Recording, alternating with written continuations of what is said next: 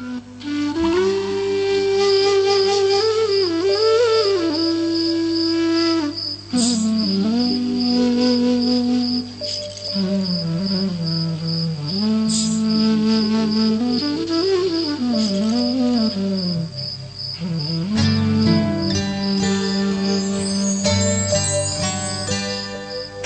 समतल सागर भइरहिदिन्छ, कहिले छल भई उर्लिदिन्छ, सम्हाल्नै गाह्रो भोजन बहकिने मन, बहकिने मन, बहकिने बहकिने मन, बहकिने मन।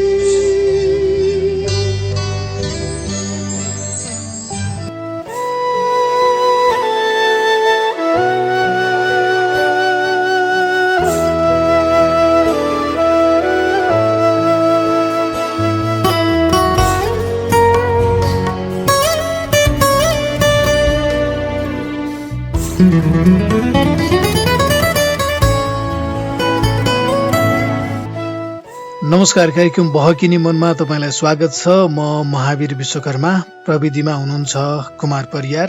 थाहा सञ्चार नेटवर्कबाट सोमबार राति 9:18 जति जाँदा आउने यो रेडियो कार्यक्रम बहकिने मन यति बेला देशभरिका 140 भन्दा धेरै रेडियोहरूबाट एकैसाथ सुन्न सकिन्छ। यसै गरी बहकिने मनकै फेसबुक पेज जुन 1,67,000 भन्दा बढी साथीहरूले लाइक गर्नुभएको छ, त्यहाँ पनि लाइभ प्रसारण भइरहेको छ। अनि बहकिने मनको युट्युब च्यानलमा एकैछिनपछि कार्यक्रम तपाईँ आफूलाई पाएक पर्ने समयमा सुन्न सक्नुहुन्छ। बहकिने मनको आजको श्रृङ्खलाका लागि पनि सबै 140 भन्दा धेरै रेडियोहरूमा प्राविधिक कक्षमा तयार भएर बस्ने सबै साथीहरूसँगै आज पनि आइसकेका छौँ। बहकिने मन मूलत प्रेम विषयमा आधारित रेडियो कार्यक्रम हो र साहित्यको मुक्तक विधालाई हामीले समेट्ने गरेका छौँ। तर यो लकडाउनले गर्दाखेरि पछिल्लो केही श्रृङ्खलाहरू चाहिँ कथा पढिरहेको छु म, जस अन्तर्गत आज पनि एउटा प्रेम कथा वाचन गर्ने गरी आएको छु। यो कथा सँगसँगै तपाईँ आनन्द लिनुहुन्छ। यो कथा अगाडि बढ्दै जाँदा त्यसमा तपाईँले आफूले पनि पाउनुहुन्छ भन्ने लागेको छ। भानु बोखिमले लेख्नु भएको कथा हो यो। उहाँको कथा सङ्ग्रह रुमानी साँझबाट यो कथा मैले आज वाचन गर्न गइरहेको छु। यो कथाको शीर्षक आखिर प्रेम पनि अमर रहेन भन्ने शीर्षकको कथा हो यो। भानु बोखिमले लेख्नु भएको कथा अब म सुरु गर्छु।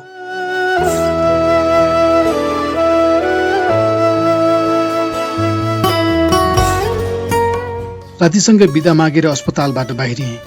द्रुत गतिमा हिँडिरहेको थिएँ। चाँडै अँध्यारिएको मङ्सिरे साँझमा चिसो वात्तै बढेको थियो। साथीसँग गाइने वार्डमा बस्दा बस्दै अचानक रन्थनिएर म त्यहाँबाट भाग्दै थिएँ, भर्खरै पिता भएको साथी किरणसँग बिदा मागेर। पोहोर मङ्सिरमा विवाह भएको थियो किरणको। त्यो बेला ऊ गृहनगर रौतहट गएको थियो। त्यस बेला म निकै बेचैन भएँ।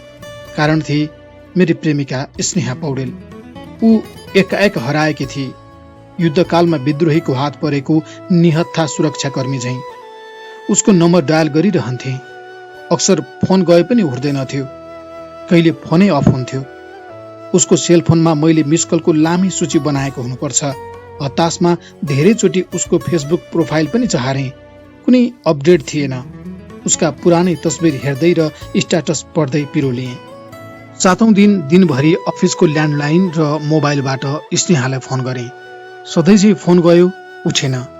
साँझको समय अचानक सेलफोन स्क्रिनमा स्नेहाको नाम नाचिरहेको थियो। मैले आशावादी हुँदै हरियो बटन दबाएँ।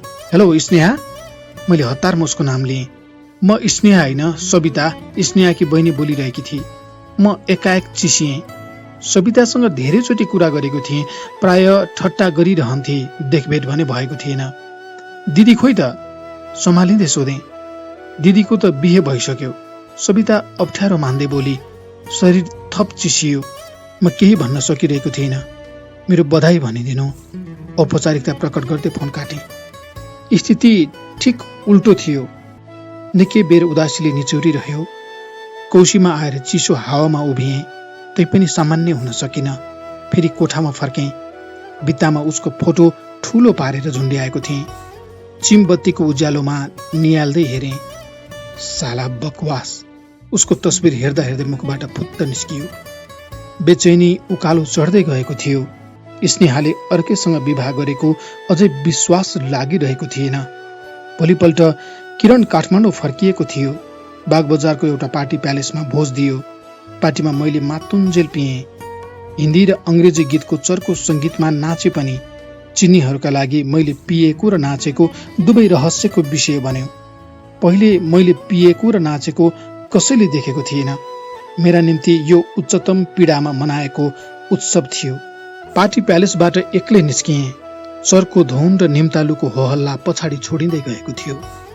खुड्किलो झरेर बाहिर निस्कने प्यासेज पछ्याउँदै अगाडि बढेँ। सडक पेटीमा उभिएर घडी हेरेँ। 8:30 बजेको थियो। रित्तो सडकमा परबाट आइरहेको ट्याक्सीलाई हात उठाएँ। बीचबाट बायाँ मुडिँदै मेरो छेउमा आएर रोकियो। बानेश्वर जाउँ है?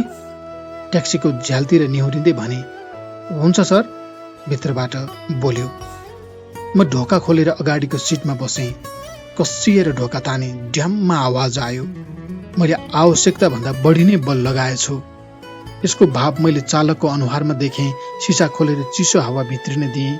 मातेको महसुस भइरहेको थियो। पार्टी थियो सर?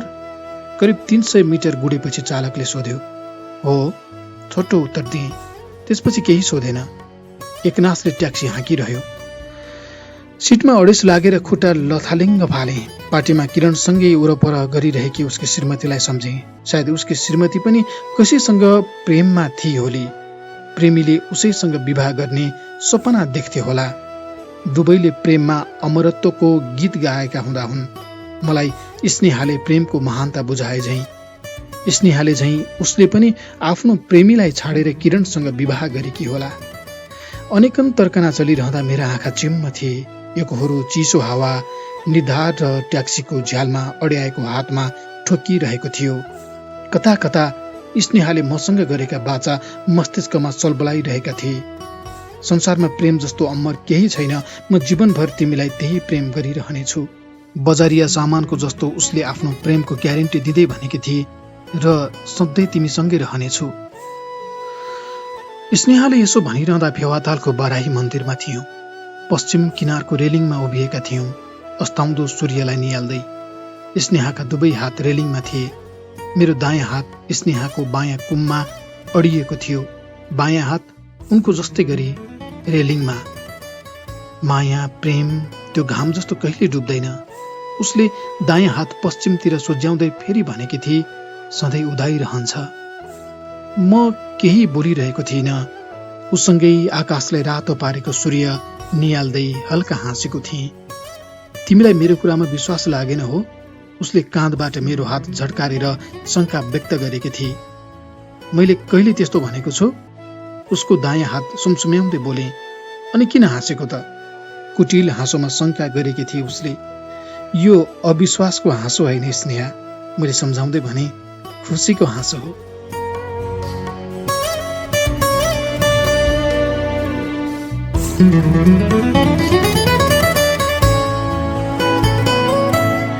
हामी पूर्वतिर फर्केर आयौं। मन्दिर र फलाइचा पार गर्दै थुप्रै अपरिचित अनुहारहरू मन्दिर परिसरमा फोटो खिचिरहेका थिए। एक अर्काको हात जोल्ठाएर हिँड्दै डुङ्गासम्म आयौं। ढाकाटोपी लगाएको बुढो माझीले डुङ्गा खियाउन थाले। दाबिलोले पछाडि ठेलिएको तालको पानीमा तरङ्ग देखा पर्न थाल्यो। हामी दक्षिणतिर उत्तिरह्यौं। वास्तवमा हामी भर्चुअल संसारमा रमाउँदै भेटिएका थियौं। यसरी नजिकिन्छौं भन्ने विश्वास पनि थिएन। उसको त्यो पहिलो अनौपचारिक सम्बोधन थियो। साउनको महिना झरी परिरहेको थियो। त्यस दिन अफिसको फुर्सदिलो समय उसँगको च्याटले अझ रोमाञ्चक भएको थियो। बिस्तारै त्यो क्रम बाक्लिँदै गयो। मसँग धेरै च्याट नगर्नुहोस् है, एक दिन ठट्टा गरेँ। फेरि बोयफ्रेन्डसँग झगडा पर्ला। तपाईँ चाहिँ गर्लफ्रेन्डसँग डराउनु भयो जस्तो छ। उसले उही शैलीमा जवाफ फर्काई। म त आजसम्म इङ्गेज छैन। हो र? ठट्टाको भावमा किबोर्डमा औँला नचाहे। विश्वास गर्नै गाह्रो भयो। गर्नु नगर्नु तपाईँको विचार। च्याट बक्समा जवाफ देखियो, तर म इङ्गेज छैन। त्यसो भने डायल गर्नु पर्ला। मेरो ठट्टाको गाडी उकालो चढ्दै थियो। गर्नुहोस् न, तर लागेन भने गुनासो नगर्नुहोस् नि। तुरुन्त जवाफ आयो। हा हा हा, नलागुन्जेल ट्राई गरौँला नि। च्याटका क्रममा ख्यालठट्टाका वाक्यांश धेरै लेखिन र दोहोरिन थालेका थिए। स्नेहा हरेक दिन च्याटमा आउन थालेकी थिए। प्राय अफिस छुट्ने समय आउँथे, हामी च्याटमा रमाउँथ्यौँ। पछिल्लो समय म अफिसमा बढी बस्न थालेको थिएँ। अब त तपाईँसँग कुराकानी गर्न पनि हरेक दिन साइबर आउनुपर्छ। कुनै औपचारिकता बिना स्नेहाले च्याट बक्समा लेखेकी थिए। मैले तुरुन्तै केही लेखिनँ। अफिसको किचनबाट कफी लिएर आएँ।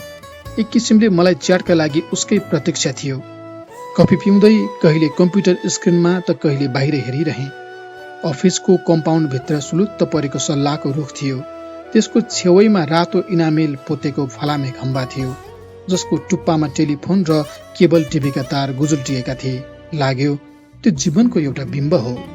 अनेकन समस्यामा जेलिएको मन र सोचाइ जस्तै फेरि टाउको घुमाएर आँखालाई कम्प्युटर स्क्रिनमा ल्याएँ। मलाई पनि तपाईँसँग कुरा नगर्दा खल्लो लाग्छ। मैले पनि लुज्जा त भनेर लेखिदिएँ। त्यही त है, मलाई त हाम्रो लभ पर्यो कि जस्तो लाग्न थाल्यो। उसले लेखी, हा हा हा, आई डोन्ट थिङ्क सो। तर यी मेरा लेखाइ मात्र थिए। Are you loving? I am serious.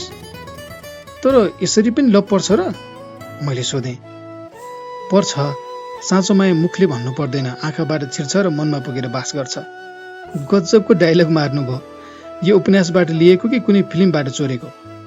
मेरो आफ्नै हो। कुरा बुझ्दा तपाईँ चाहिँ डायलग चोर्नुहुन्छ जस्तो छ। जिन्दगीमा आजसम्म केही चोरेको छैन, मैले लेखिदिएँ। धत, त्यस्तो झुट बोल्ने हो? उसले लेखी, कत्रा कत्रा चिज चोरेर केही चोर्या छैन रे। के चोरेर मैले? म अलि सशङ्कित हुँदै सोधेँ। मेरो दिल। च्याट बक्समा उसका छोटा शब्द थिए। हा हा हा, गुड जोक। मैले बिदा माग्दै बोलेँ। एनिवे, म आज काम परेकोले चाँडै निस्कनु छ। See you, bye. त्यसपछि मैले जवाफ नपर्खे याहु म्यासेन्जर साइन आउट गरेँ। कम्प्युटर बन्द हुँदै थियो। म झोला उठाएर बाहिरतिर दौडिएँ। भृकुटी मण्डपमा स्नातक पढ्दाको साथीहरूसँग भेट्नु थियो। अफिसको पार्किङबाट बाइक निकालेर गेटनिर पुगेँ। गार्डले अघि नै गेट खोलिसकेको थियो। गेटबाट बाहिर उत्तिँदा ऊ मप्रति विदाई प्रकट गरिरहेको थियो। सिंहदरबारसम्म पुग्दा 3 पटक ट्राफिक जाममा रोकिएँ। पुतली सडकबाट भृकुटी मण्डपतिर बायाँ मोडिएँ। त्यहाँ कमल र योगेन्द्र मलाई पर्खिरहेका थिए। तिनैजना सँगै स्नातक पढेका हौँ आरआर कलेजमा। अहिले अलग अलग क्याम्पसमा स्नातकोत्तर गरिरहेका छौँ। उनीहरू चौरको एक छेउमा रुखमुनि बसेका रहेछन्। खुला चौरको छातीलाई हालसालै कङ्क्रिटले ढाकिएको थियो। सामुन्नेतिर पसल थियो। म बाइकबाट झर्दै गर्दा कमलले पसलतिर हेर्दै ठुलो स्वरमा करायो। मोटी साहुनीले फर्केर हेरी, चिया। उसले कान्छी औँलालाई बुढी औँलाले दबाएर माझका 3 औँला माथि उठाउँदै बोल्यो। के हो बोस? योगेन्द्रले खाली कुर्सी मतिर सार्यो। यस्तो ढिलो गरिदिने? ट्राफिक जाम यार। म कुर्सीमा बसेँ।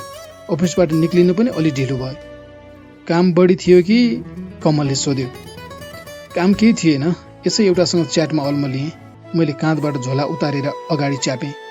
च्याटमा केटी थिए पक्कै, योगेन्द्रले ठट्टाको भावमा भन्यो। हा हा हा, दुवैजना एकअर्काको खुला हात जुधाउँदै हाँस्यौँ। फुच्चे केटो प्लेटमा चियाको गिलास लिएर हाम्रो सामुन्ने उभिएको थियो। चियाको गिलास टिप्यौँ। फुच्चे फर्केर गयो। चिया पिउने क्रममा योगेन्द्रले अघिकै कुरा उठायो। त्यो केटीसँग लभ त परेको छैन नि? छैन, मैले चियाको चुस्की लिँदै भने। हेर साथी हो, आफू त गफ गर्ने तर लभ गर्ने होइन। कमल बोलिरहेको थियो। मेरो जिन्दगीको एउटै उद्देश्य प्रेमका नाममा नुन खाएको कुखुरा जस्तो नझोक्राउने हो। हामी पनि त तिम्रै महान दर्शनको पछाडि छौँ नि, योगेन्द्रले भन्यो। आहा हा, तिनैजना हाँस्यौँ। प्रेमका बारेमा हामी सबैको एकमत थियो। मानिसहरू प्रेममा सुनिश्चितता खोज्छन्, तर प्रेममा सुनिश्चितता हुँदैन। किनकि प्रेम मस्तिष्कले होइन, मनले गरिन्छ। मन जो आफैमा अस्थिर हुन्छ। अस्थिर मनले गर्ने प्रेम स्थिर हुने सम्भावना ज्यादा न्यून छ। तसर्थ मान्छेको मनसँगै पिरतीका पात्रहरू बदलिन सक्छन्, जसलाई स्वाभाविक मान्नुपर्छ भन्ने हाम्रो 3 टाउके टोलीको मान्यता रहँदै आएको थियो। बाइक त्यही छोडेर घुम्न निस्कियौँ। आरआर क्याम्पस अगाडि पुगेपछि स्नातक पढ्दाको किस्सा निकाल्यौँ। बिहानी पख सडकको 1/3 भाग हामी जस्तो विद्यार्थीले ओगर्थ्यो। इन्धनको भाव बढ्दा होस् वा कुनै राजनीतिक उतार चढाव हुँदा होस्, सडक जाम गराएर टायर बाल्नु दायित्व ठान्थ्यौं। अगाडि बढ्दै जाँदा पुतली सडकको रेस्टुरेन्टमा छिर्यौं। 1 घण्टापछि बाहिरिँदा सडक सुनसान भएको थियो। फर्केर भिरकुटी मण्डप आयौं र आफ्ना घरतिर लाग्यौं। कोठामा पुगेपछि बाइक पार्किङ गरेँ। मेरो कोठा तेस्रो तलामा थियो। खुड्किला उक्लँदै गर्दा मोबाइल हेरेँ। स्नेहाको मिस कल थियो। 9 बजिसकेको थियो। मेरो मुड परिवर्तन भएकाले कल ब्याक गरिन। भोलिपल्ट शनिबार थियो। अफिस जानु नपर्ने दिन सम्झेर खुसी भएँ।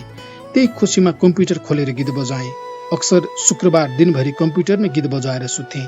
तन्द्रामा गीत सुन्न मलाई बिछट्टै मजा लाग्छ। ओछ्यानमा पल्टेको थिएँ। मोबाइल बज्यो। स्नेहाको नाम ब्लिङ्क भइरहेको थियो। उठाएँ।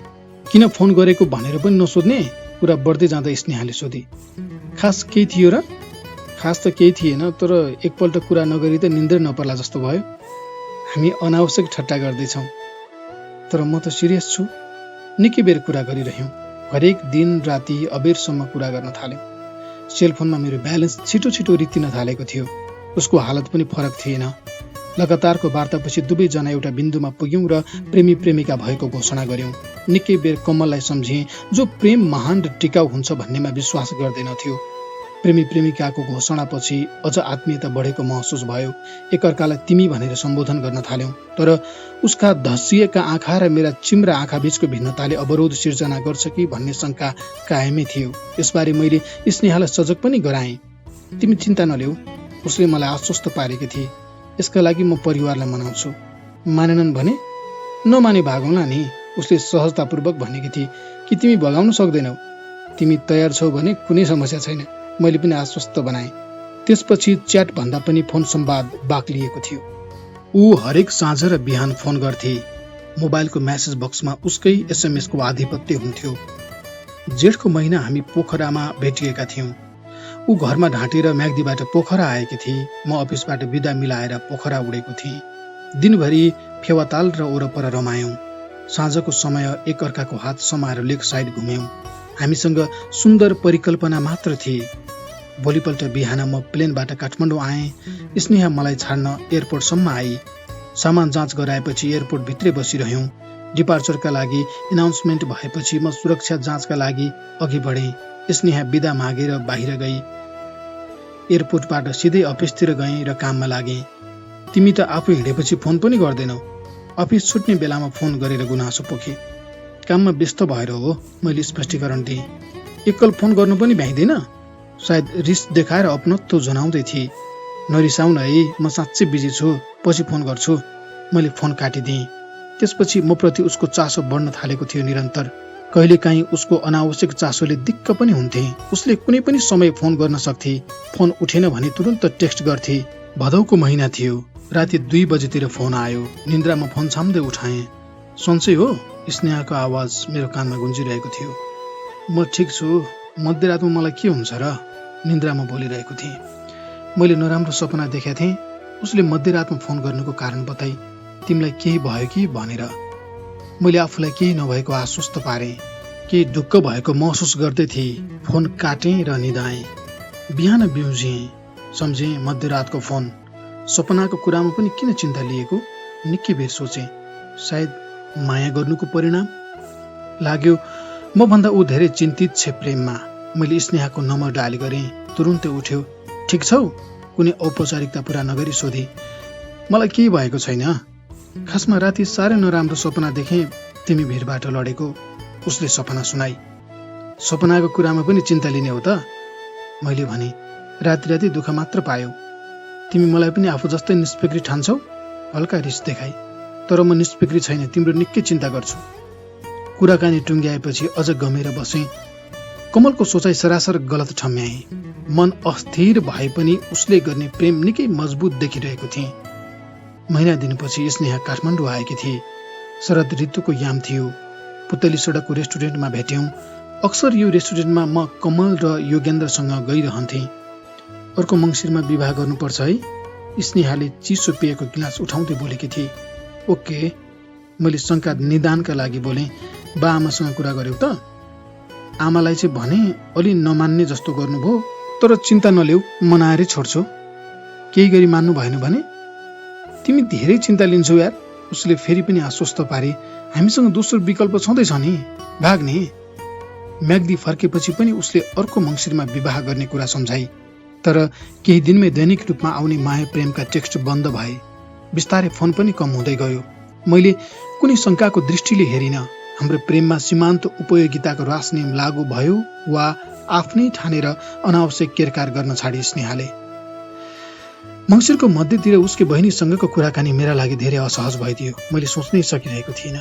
त्यो रात अबेरसम्म निदाउन सकिनँ। धेरै बेर कमलका उक्तिहरू सम्झेँ अनि सम्झेँ स्नेहासँग पोखरा र पुतली सडकमा भेटेका दिनहरू। दिनका दिन आउने उसका प्रेमिल सन्देश र प्रेमवाणी पनि सम्झेँ। जति सम्झेँ उति असह्य भयो।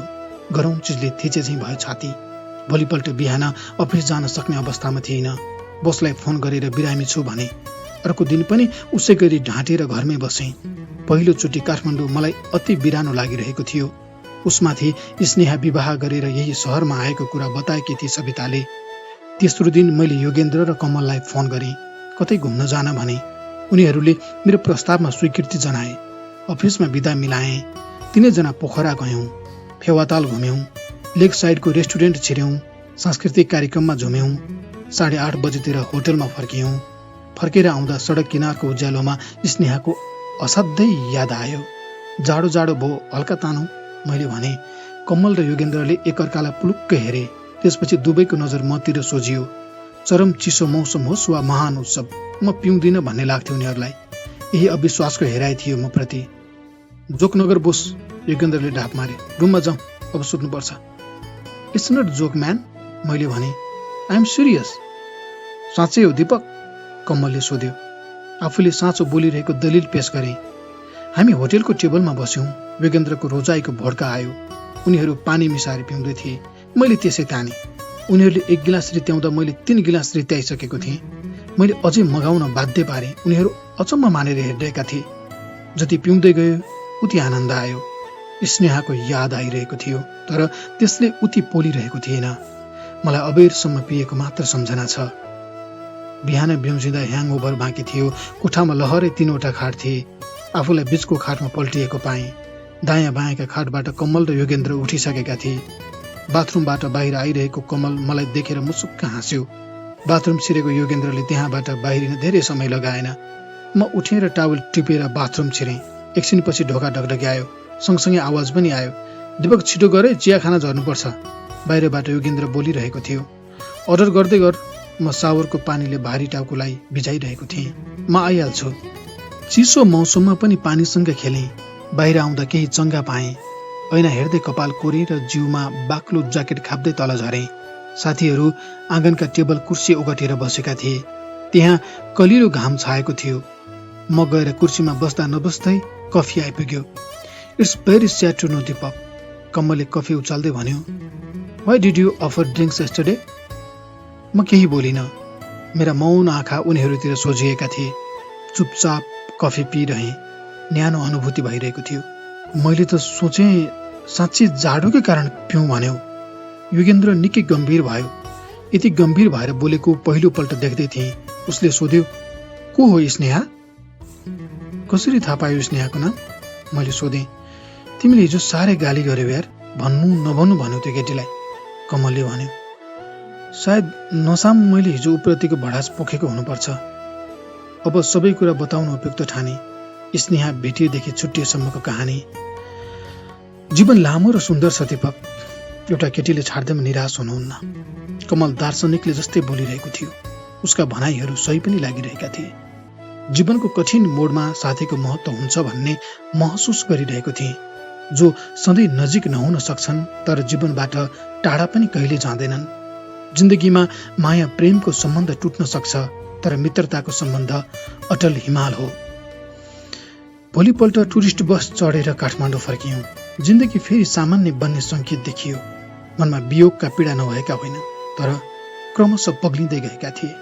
उही अफिस, उही साथीभाइ, भेटघाट र उडन्ते गफमा बदलिँदै थियो जिन्दगी। फागुनका अन्तिम दिनहरू बित्दै थिए। ढुकुटी मण्डपका कतिपय रुख पतझडले नाङ्गिन थालेका थिए। त्यहीँको एक छाप्रोमा कमल, योगेन्द्र र म चिया खाँदै थियौँ। फोन आयो। स्नेहाकी बहिनी सबिताको फोन थियो। काठमाडौँ आएका बेला भेटौँ भने भोलिपल्ट साँझका लागि समय तोकियो। सबिता त्यही रेस्टुरेन्टमा आई जहाँ स्नेहालाई भेटेको थिएँ। हामीले भित्र गएर टेबल चाहिँ फरक रोज्यौँ। वेटरले चिरकटो लिएर अर्डर सोध्यो। हाम्रो रोजाइ लिएर गयो। दिदीले बाध्यतामा परेर बिहे गरेकी हो। उसले पुरानो कुरा स्पष्ट पार्न खोजी। कस्तो बाध्यता? मलाई वास्ता नभए पनि सोधे जस्तो गरे। दिदीले तपाईँका बारेमा सबै कुरा आमालाई भनेकी थिए। त्यो कुरा मलाई पनि थाहा छ। आमाले बालाई भनेपछि फुपूले दिदीलाई घुम्न बोलाउनु भयो, जुन बेला तपाईँ र दिदीको भेट पनि भएको थियो। हो, त्यो बेला हामीले यही रेस्टुरेन्टमा भेटेका थियौँ। तर दिदीलाई कुनै केटा देखाउन झिकाइएको रहेछ, जुन कुरा दिदीलाई यहाँ आएर फर्किँदासम्म थाहा थिएन। अनि पछि केटालाई दिदी मन परेको कुरा बा आमा कहाँ पुग्यो। त्यसपछि बिहेको कुरा उठ्यो। तर उसले तपाईँसँग बिहे गर्ने अड्डी कसी। तर बा आमाले मान्नु भएन। दाइले साथ दिनुहुन्छ होला भन्ने आशा थियो दिदीलाई। दाइ झन् कट्टर विरोधी निक्ले। मैले यो कुराको अनुमान पहिले नै गरेको थिएँ। तर यस्तो अवस्थामा स्नेहाले भाग्ने कुरा गरेकी थिइन्। मैले भने, दिदीले त्यतातिर पनि सोचेकी थिए, तर तिमीहरू भागेर कहीँ गए पनि छोड्दैनौ भनेर दाइले धम्क्याए। गुण्डा लगाउनेसम्म कुरा गरे। बिहेको समय दिदी निकै तनावमा थिइन्। मैले उनको व्यवस्था बुझिदिए जस्तो गरेँ। ठिकै छ, हुने कुरा भइगयो, अब धेरै दुःख मान्नुहुन्न। सबिताले स्पष्ट पार्न खोजी। तर म स्नेहा बाध्यतामा परेकी हो भनेर मान्न तयार थिइनँ। यतिकैमा हामी बाहिरियौँ। पुतली सडक निकै व्यस्त र हतार देखिन्थ्यो। दिदीको धेरै धेरै सम्झना छ रे। छुट्टिने बेला सबिताले भने। प्रतिक्रियामा म सुक्क हाँसे मात्र। त्यसपछि कुनै सम्पर्क भएन। फेसबुकबाट स्नेहालाई डिलिट हानिसकेको थिएँ। तर अचानक आज पाटन अस्पतालको गाइनी वार्डमा स्नेहा देखी। किरणकी श्रीमती भन्दा पल्लो बेडमा निदाइरहेकी थिए, छेउमा बच्चा सुताएर। तर उसले मलाई देखिन। म पनि उसले नदेखोस् भनेर चाँडो चाँडो त्यहाँबाट बाहिरिएँ।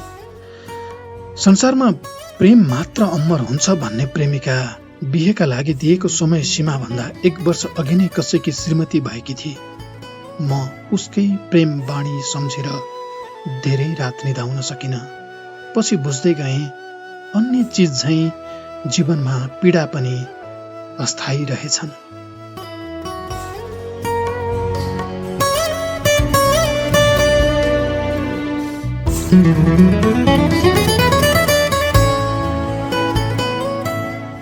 आज बहकिनी मनमा मैले वाचन गरेको कथा भानु बोखिमले लेख्नु भएको थियो। उहाँको कथा संग्रह रुमानी साँझबाट यो कथा मैले वाचन गरेको थिएँ। आखिर प्रेम पनि अमर रहेन शीर्षकको कथा थियो। बहकिनी मन हरेक सोमबार राति 9:18 जति जाँदा थाहा सञ्चार नेटवर्क काठमाडौँबाट प्रसारण हुन्छ र देशभरिका 140 भन्दा धेरै रेडियोहरूबाट यो कार्यक्रम सुन्न सकिन्छ। बहकिनी मनको युट्युब च्यानलमा पनि तपाईँ यो कार्यक्रम सुन्न सक्नुहुन्छ। कार्यक्रम बहकिनी मन यतिन्जेलसँगै सुनेर बस्ने तपाईँ सबैलाई धन्यवाद। सबै रेडियोको प्राविधिक कक्षमा बस्ने साथीहरूप्रति आभार। अनि थाहा सञ्चार नेटवर्कको यो प्राविधिक कक्षमा बस्ने कुमार परियारप्रति कृतज्ञता व्यक्त गर्न चाहन्छु। आजको श्रृङ्खलाबाट चाहिँ म महावीर विश्वकर्मा पनि अर्को सोमबार राति 9:18 जाने बेलासम्मको लागि चाहिँ ओजेल पर्छु। हस्, जान्छु। अर्को हप्ता आउँछु नि। नमस्कार।